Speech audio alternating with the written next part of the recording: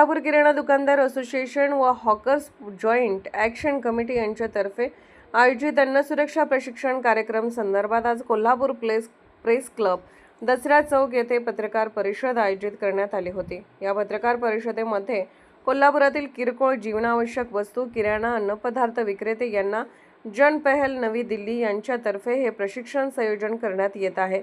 मी कोल्हापुरातील फेरीवाला आणि हॉकर्स यांना हे प्रशिक्षण अतिशय महत्त्वाचे आहे। त्याकरिता भारत सरकारच्या फेसा या अन्न सुरक्षा प्रशिक्षण संस्थेतर्फे प्रशिक्षण सत्रांना मान्यता आहे। कोल्हापूर किराणा दुकानदार असोसिएशन या उपक्रमात सहभागी होत आहे। हॉकर्स जॉईंट ॲक्शन कमिटी या संघटनेचे उद्दिष्ट असे आहे की कोल्हापूर जिल्ह्यातील फेरीवाला आणि त्यांच्या रोजगारासाठी अधिकारासाठी कायदेशीर लढा देणारी संस्था आहे। संघटना कोणतीही राजकीय पक्षाशी संलग्न नाही।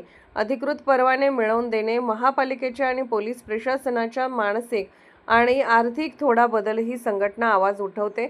या पत्रकार परिषदेमध्ये संदीप साळुंके, शहराध्यक्ष किराणा असोसिएशनचे सदस्य संदीप वीरसर, महाराष्ट्र प्रदेश अध्यक्षा सौ निर्मला प्रमोद कुराडे आणि संतोष खटावकर, उपाध्यक्ष महाराष्ट्र प्रदेश यांची उपस्थिती होती।